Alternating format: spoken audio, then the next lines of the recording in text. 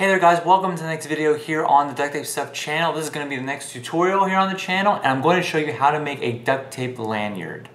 Okay, so down here in Disney, pin collecting and pin trading is one of the most popular hobbies, and as you can see here, I got my pin lanyard on here with a whole bunch of Stitch pins. Stitch is my favorite character, by the way, by far with the Disney company. But anyway, the main purpose of wearing your lanyards is that you're able to trade pins and show off the pins that you have. So if you happen to be a pin trader and you're coming down to Disney, or if you have one at home, you can make one out of duct tape, and I'll show you how to put your pins on there and stuff like that. But for the rest of you who don't like collect pins or even have anything to do with it, we're going to make a cool lanyard, and we're probably going to do a little bit of weaving at the bottom just to make it look a little more fancier. So let's get started here on this tutorial.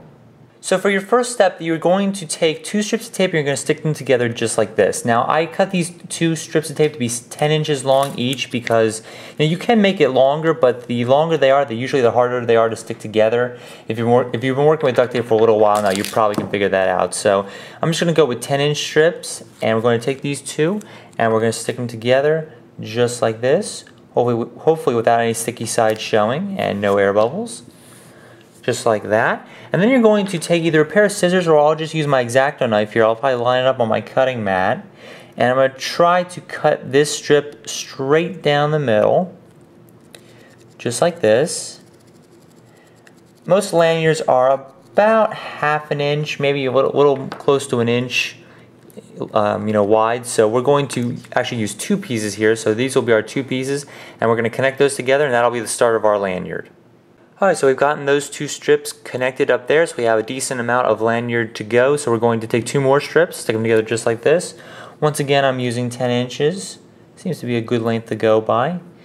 Going to very carefully cut those two in half as best I can. And then what we're going to do is we're simply going to slide this piece down and just keep connecting this lanyard just like this. So you have one piece here, and you can fold that back around just like this. Take another small piece, scoot that down, and we'll connect another one right there. And then we should have a good basis for our lanyard. Okay, so once you've gotten your desired length for your lanyard, you're probably going to have two options. The first thing you can do is you can just take your two here, make sure that it loops around just like this, it won't get all tangled when you put it on. And you can just connect those two together, and then you can throw like an ID holder or something like that on it. This is just one I made with a sheet of tape on the back, then a clear piece of plastic. Hopefully you guys can see that in there. That's got a clear piece of plastic. And you just stick that on there. You can carry your ID or your school ID or something like that, or maybe a couple credit cards. Just make sure that it's attached to the back here. Just one strip of tape over the back, maybe two. That'll seal that on. Or you can weave these two together to give it a little bit more of a lanyard feel. So that's what we're going to do in this tutorial. So let's get started on that. Alright, so if you want to weave them together, this is what you're going to do. You're going to take one side and you're going to cut a small rectangular piece out of the center. Make sure you give yourself about, let's say about 3 or 4 inches right here, and we're going to weave all these together. And you'll notice that I cut out the two side pieces on this one, so if you cover on top of each other, it connects together. It kind of looks like a fork, more or less. So what we're going to do now is we're going to place these right on top of each other. Remember to create your loop up here with your lanyard. Kind of just connect it as best you can. It doesn't take a really long piece of tape to stick them both together, and you want to make sure you do realign it if it does fall a little out of whack, but that's okay, we will fix that. So just curl these pieces around the back. You can reinforce a little bit if you want to. Now let's start weaving these together.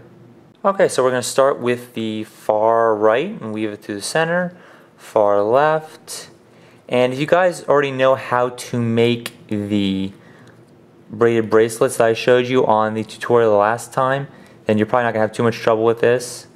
I always forget the pattern, so I always got to kind of relearn it every time. Here we go. So we just got to keep going over and over just like this. And hopefully you're going to try to make it look nice and pretty so you guys can see there. Just right over left, right over left.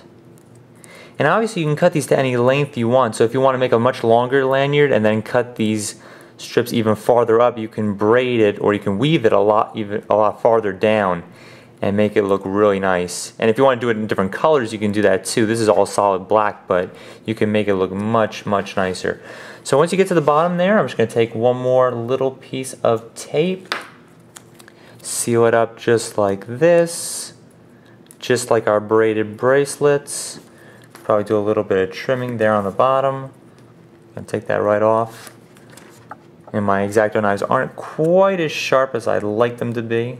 Either that or just too much tape there. Probably too much tape there. They're pretty sharp still.